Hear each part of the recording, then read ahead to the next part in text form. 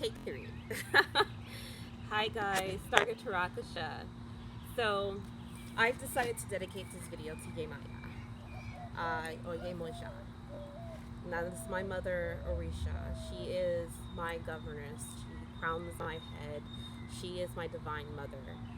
I'm so happy to have her in my life and to walk in her. And since this is the month in which we celebrate motherhood, uh, we have Mother's Day coming up. March of Moms is happening, or has occurred actually, since a lot of people celebrate it on Saturday. We are in the season of Taurus, and I think this is just, I don't know. And I'm also in my little energy right now.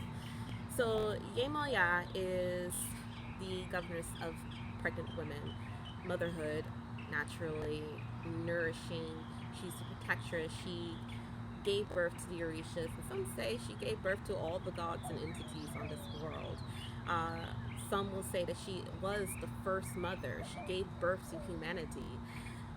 Some say that she is one of the first mothers, and I do partially believe that there actually is a collective called the first mothers, and they, fertilized the earth and, gave birth to all the humans.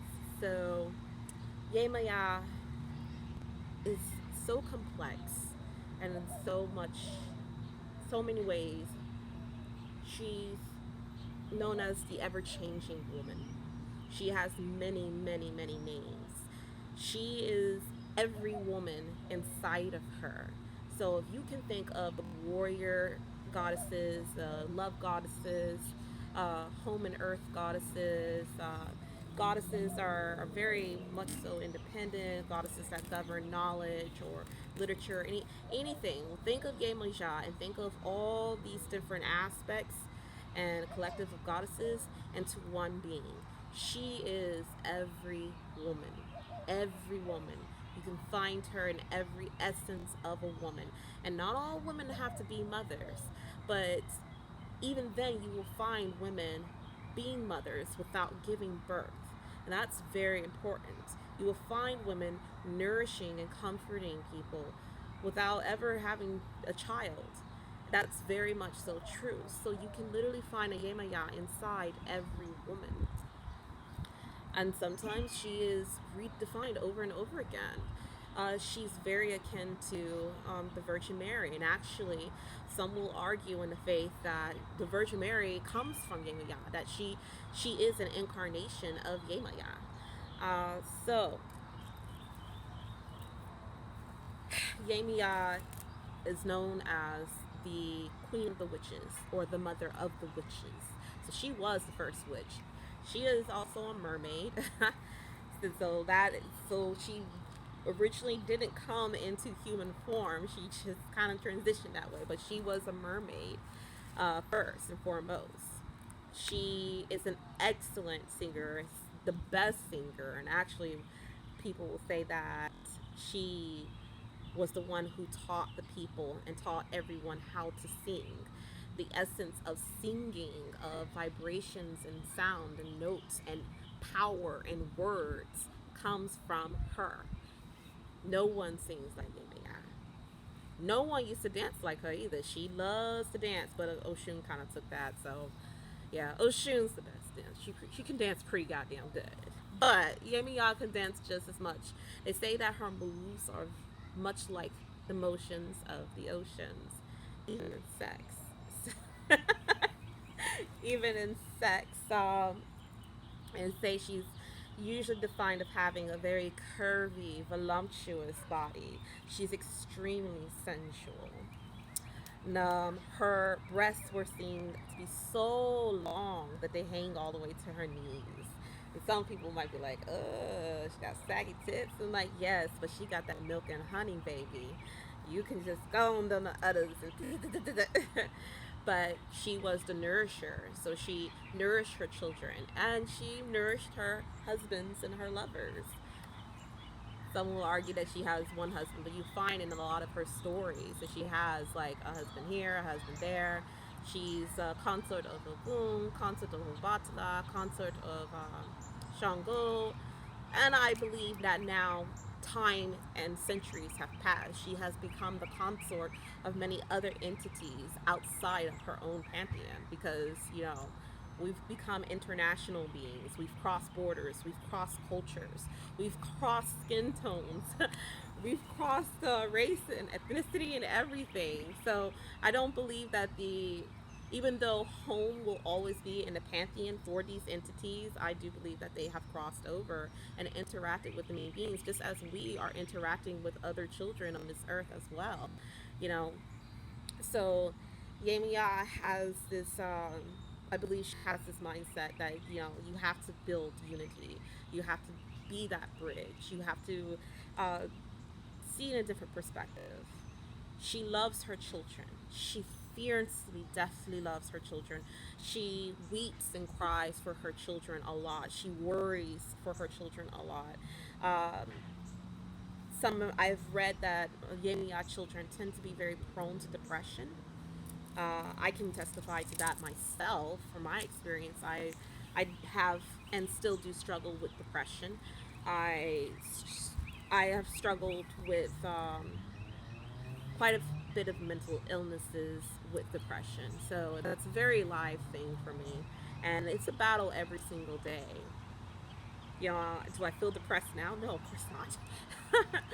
But I worry so much about so many things, and I can imagine her energy is the worry of her children, the worry for us on this earth, who are we're very much so her children in so many ways. The ones who are doing harm to other humans, the ones who are in dangerous situations, the ones who are achieving becoming successful, but she worries what price that will have to be paid in order for them to stand on that throne or have that crown.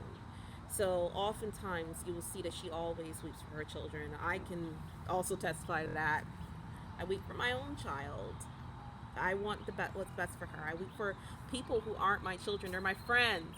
But I don't know. I think of them as like, it's funny because when I get into a collective group, people say like, "Oh, you're so motherly," blah blah blah. I don't try to be, but it just happens, and I'm just like, "Oh, okay." I don't like the spotlight on me too much. I kind of like it on others. Do your thing, blah blah blah. But I like to be the support and the push and go out there and kick ass and defeat the enemy and save the world. Do that. um, she the times that I've met her, and I vividly remember meeting her one time in a meditation. I didn't see her eyes or her face. I don't, I see her mouth. She was very gorgeous. She seems very stern. And when I interacted with her, very strict, straight to the point, not mean, very caring in her voice and her tone. she I feel that, that one meeting, she has the whole world on her shoulders and everything inside her, and she has to keep it together. I think I keep getting this message: fake it till you make it, fake it till you make it, fake it till you make it. And that's just kind of my model right now, that, even though I'm cracked inside and I have so much inside of me that I struggle with, I have to fake this until I make it. Not No, not faking just me, but faking that I'm okay.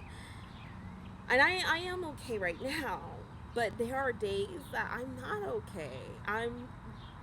These days can go for a very long time. They can go for weeks, but I have to fake this facade or trick my mind into being busy so that I don't crawl into a corner and bawl my eyes out for no fucking reason, except that I'll go 50 miles a minute thinking of every goddamn reason in the world why I should be sad right now.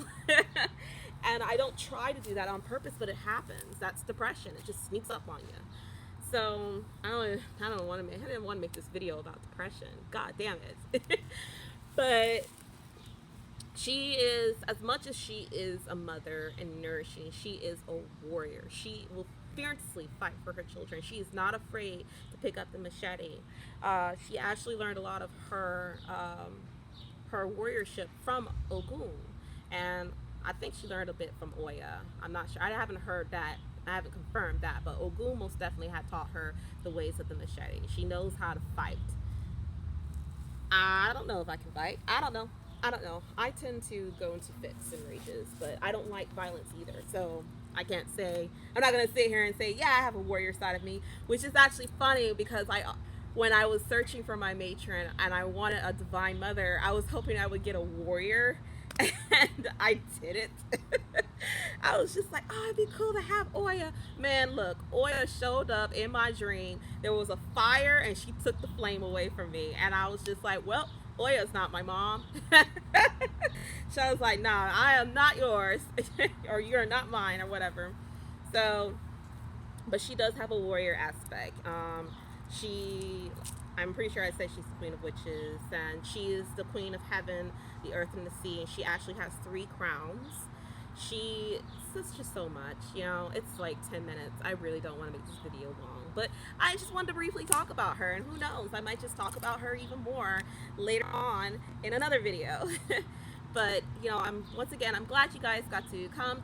You know, if you have stories about interacting with Yemaya, if you have information or anything like that, or if you want to send some links, or you know, anything that you've read or found online or read in a book, please put it in the comments below. I want to read more about her. Like, even though I've read the information and got the information I have, there's still so much more about her that I don't know. You know, I've so much I'm not telling you guys in this video about her, because I've seen her in her Lasarin form. I've seen her.